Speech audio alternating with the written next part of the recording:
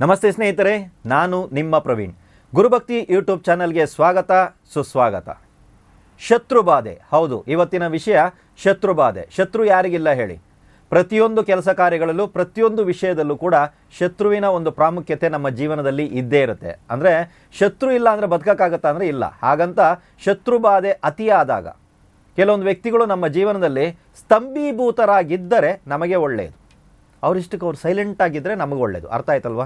So ಇದಕ್ಕಾಗಿ ಏನಾದರೂ ಒಂದು ಪರಿಹಾರವನ್ನು ಮಾಡ್ಬೋದಾ ಅಂದರೆ ಖಂಡಿತವಾಗ್ಲೂ ಮಾಡ್ಬೋದು.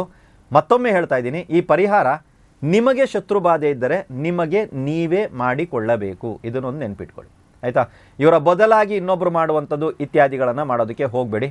ಯಾವುದಾದ್ರೂ ಒಂದು ಅಮಾವಾಸ್ಯೆಯ ದಿನವನ್ನು ಆಯ್ಕೆ ಮಾಡ್ಕೊಳ್ಳಿ. ಯಾವ ದಿನ ಮಾಡಬೇಕು ಅಂತ ಹೇಳಿದ್ರೆ ಅಮಾವಾಸ್ಯೆ ಮಧ್ಯಾಹ್ನ 12 ಗಂಟೆ ಏನಾದರೂ ಇತ್ತು ಈ ಪ್ರಯೋಗ ಪ್ರಾರಂಭ ಮಾಡುವಾಗ, ಆಮೇಲೆ ಸರ್ ಇದು ಮುಗಿಸುವಾಗ ಬಂದ್ಬಿಟ್ಟು 12 ಕಾಲಾಗಿತ್ತು ಅಥವಾ 12:15, 12:20 ಆಯಿತು, 12:15 ಆಯಿತು ಅಂದರೂ ಪರವಾಗಿಲ್ಲ. ಪ್ರಾರಂಭ ಮಾಡುವಾಗ ಒಂದು 12 ಗಂಟೆಗೆ ಪ್ರಾರಂಭ ಮಾಡಿದ್ರೆ ಬಹಳ ಒಳ್ಳೆಯದು. ಮಧ್ಯಾಹ್ನದ 12 ಗಂಟೆ, ರಾತ್ರಿ ಅಲ್ಲ. ಒಂದು ಬೀಗ ತಗೊಂಡ್ಬರ್ಬೇಕಾಗತ್ತೆ ನೀವು, ಒಂದು ಸ್ಟೀಲಿನ ಬೀಗ ಮತ್ತು ಬೀಗದ ಕೈ, ಓಕೆನಾ? ಅದನ್ನು ನೀವು ಅಂಗಡಿಯಿಂದ ಪರ್ಚೇಸ್ ಮಾಡಿಕೊಂಡು ತಗೊಂಡು ಬನ್ನಿ. ಹೊಸದಾಗಿರಬೇಕು, ಮನೆಯಲ್ಲಿರೋದನ್ನು ಉಪಯೋಗಿಸುವಾಗಿಲ್ಲ. ಆ ಬೀಗದ ಕೈನ ಆ ಬೀಗದ ಒಳಗಡೆ ಹಾಕಿ ಓಪನ್ ಮಾಡಿ, ಅಂದರೆ ಅದು ಬೀಗ ಓಪನ್ ಆಗಿರ್ತದೆ, ಸರಿನಾ? ಇದನ್ನು ಕೈನಲ್ಲಿ ಇಟ್ಕೊಂಡು ಒಂದು ಶತ್ರುವಿಗೆ ಒಂದು ಬೀಗ, ಇಷ್ಟು ನೆನ್ಪಿಟ್ಕೊಳ್ಳಿ. ಬೀಗ ದೊಡ್ಡ ಗಾತ್ರದಲ್ಲಿರಬೇಕಾ, ಚಿಕ್ಕ ಗಾತ್ರದಲ್ಲಿರಬೇಕು, ಗಾತ್ರದ ಅವಶ್ಯಕತೆ ಇಲ್ಲ ಇಲ್ಲಿ. ಯಾವ ರೀತಿ ಇದ್ರೂ ಪರವಾಗಿಲ್ಲ, ಸ್ಟೀಲಿನ ಬೀಗ ಇದ್ದರೆ ಸಾಕು, ಆಯಿತಾ? ತಗೊಂಡು ಬಂದು ನಿಮ್ಮ ಮುಖ ಉತ್ತರಕ್ಕೆ ಇರಬೇಕು. ನೀವು ಮುಖ ಮಾಡ್ಕೊಂಡು ಯಾವ ಥರ ಕೂತ್ಕೋಬೇಕಂದ್ರೆ ಉತ್ತರಾಭಿಮುಖವಾಗಿ ನೀವು ಕೂತ್ಕೊಂಡು ಶತ್ರುವಿನ ಹೆಸರನ್ನು ಹೇಳ್ತಾ ಅದರ ಪಕ್ಕದಲ್ಲಿ ಸ್ತಂಭಯ ಸ್ತಂಭಾಯ ಅಲ್ಲ, ಸ್ತಂಭಯ, ಆಯಿತಾ? ಶತ್ರುವಿನ ಹೆಸರು ಏನಿದೆಯೋ ಆ ಹೆಸರನ್ನು ಹಾಕಿ ಸ್ತಂಭಯ. ಅರ್ಥ ಆಯ್ತಲ್ವಾ? ಶತ್ರುವಿನ ಹೆಸರು ಇವಾಗ ಎ ಇದೆ ಅಂತ ತಿಳ್ಕೊಳ್ಳೋಣ, ಓಕೆನಾ? ಎ ಸ್ತಂಭಯ, ಎ ಸ್ತಂಭಯ. ನಾನು ಯಾರ್ದು ಹೆಸರು ತಗೊಂಡಿಲ್ಲ, ಒಂದು ಆಲ್ಫಾಬೆಟ್ ಅಷ್ಟೇ ತಗೊಂಡಿರೋದು.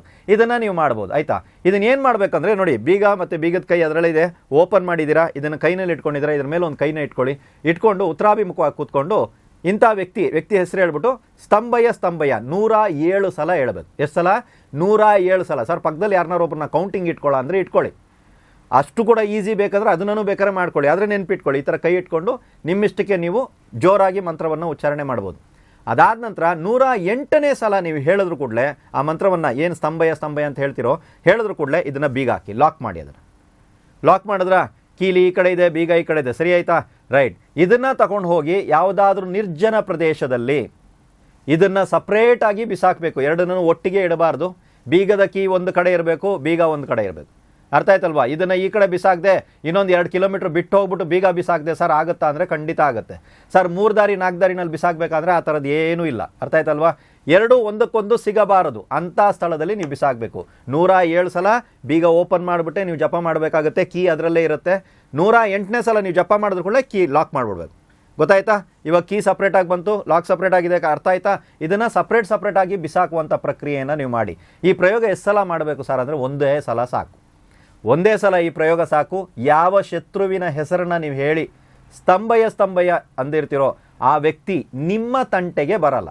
ತುಂಬ ಜನರಿಗೆ ಇದೊಂದು ಡೌಟ್ ಇದೆ, ಆ ವ್ಯಕ್ತಿಗಳಿಗೆ ಏನಾದ್ರು ತೊಂದರೆ ಆಗುತ್ತಾ, ಅವರೆಲ್ಲಾದ್ರೂ ಹೋಗಿ ಪ್ರಶ್ನೆ ಇತ್ಯಾದಿಗಳನ್ನ ಹಾಕಿದಾಗ ನಾನೇನಾದ್ರು ಮಾಡಿದ್ದೀನಿ ಅಂತ ಏನಾದ್ರು ಬರುತ್ತಾ ಅಂತ. ಆ ಥರದ್ದೆಲ್ಲ ಏನೂ ಬರಲ್ಲ. ಆ ವ್ಯಕ್ತಿಗೆ ಏನು ತೊಂದರೆನೂ ಆಗಲ್ಲ. ಆ ವ್ಯಕ್ತಿ ನಿಮ್ಮ ವಿಷಯಕ್ಕೆ ಬರಲ್ಲ. ನ್ಯಾಯಯುತವಾದಂಥ ಕೋರಿಕೆಗಳಿದ್ದರೆ, ನ್ಯಾಯಯುತವಾಗಿ ನೀವಿದ್ದರೆ, ನ್ಯಾಯ ನನ್ನ ಕಡೆಗಿದೆ ಗುರುಗಳೇ ಅಂತ ನಿಮ್ಗೆ ಅನಿಸ್ತಾ ಇದೆಯಾ? ಹಾಗಾದರೆ ಮಾತ್ರನೇ ಈ ಪ್ರಯೋಗವನ್ನು ಮಾಡಿ. ಎಲ್ರಿಗೂ ಒಳ್ಳೆಯದಾಗಲಿ.